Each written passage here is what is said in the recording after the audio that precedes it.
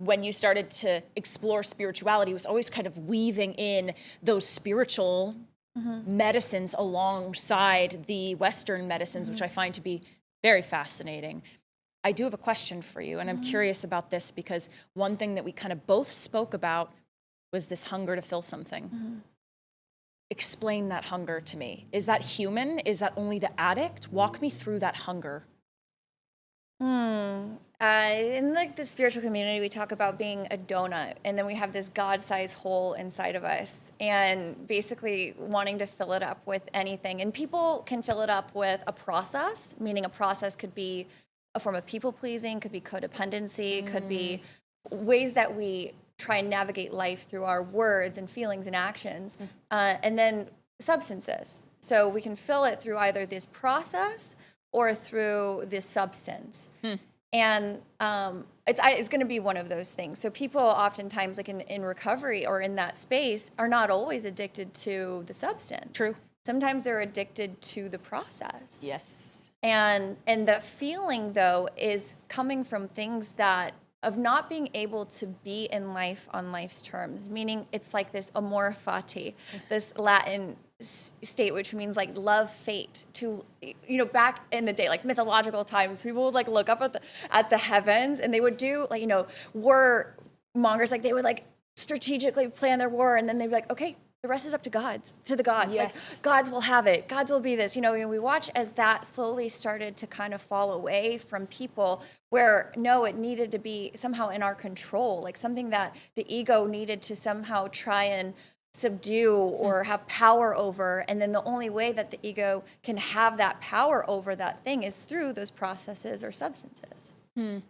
So in your journey with this hunger that was filled with what seems like substance, and then trying to process, and then kind of going back to and figuring out what that journey, dance, resistance was the only thing that filled you God? What was the thing that ultimately filled you to be able to be sober?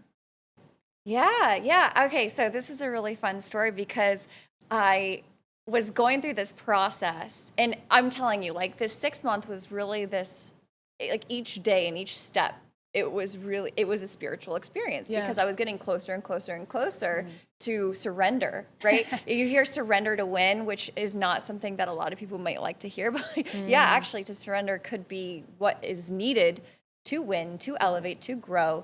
And I had told myself I was getting so tired. I was sick and tired of being sick and tired. I was like, I'm done. Like, I don't want to do this anymore, you know? And I did it again, right? I had another drink and I got drunk, and I showed up in the beginning of the next day, and I'm in this virtual summit, and I'm like puking, and I'm just like laying on the floor listening to these people talk, and they took us through what's called the 7 layers why. 7 layers of why. Okay. 7 layers why. And each question you get deeper and deeper of why. Like, why change? Why? What's the point? Why stop the substance? Why stop filling myself up with this thing? Why stop trying to use this to fix me or whatever? Why? And each layer, it was like a peeling back of the onion, a peeling back of the artichoke, if you will, and getting into that soft spot in my heart that just broke me open, which was, you know, after I got through some of the more basic ones, like, oh, I never want my family to see me like this. I never want anyone to see me like this. Yeah. Which is very surface layer. Yeah. And then into, I never want anyone to feel this way. And if I can do anything about it, I will. And that why, I'm getting goosebumps, has been my why. Because it's so strong, it's so potent, it moves me, it's bigger than me. Yeah. And then after that, another speaker came on and said, you know, God gave you a mission, God gave you a purpose. And only you that purpose. Kind of like your fingerprint. It's unique to you. And how selfish is it of you to think that you don't have anything to give, or that you can't do the thing that you were put here to do, or that you're going to keep acting in the same way that you've been acting? That's selfish. Yep. It's selfish. It's self-centered. And I was like, dang, you know?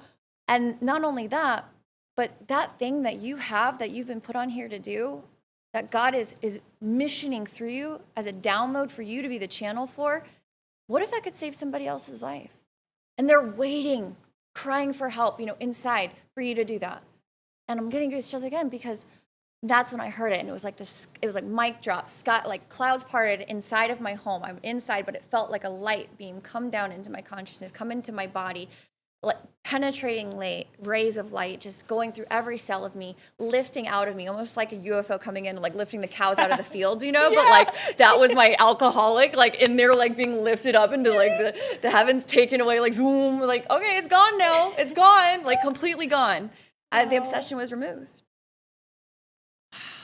And that's what filled me with the presence of there, like, undoubtedly is something bigger than me. There undoubtedly is something grander than all my schemes and plans and the ego edging God out. Like, no, like, oh, surrender that. Oh, miracles happen, magic happens.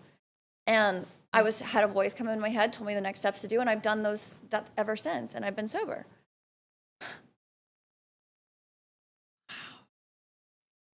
So it's almost like you filled the donut with service. Mm-hmm. You filled the hole with service. And I've been able to support a lot of addicts in many different ways. It's not always just, I had 6 beers in the morning. Sometimes it's like, I literally cannot stop the thoughts in my head. I'm addicted to my suffering. And there's so much to be said about, I love that you said surrender to win.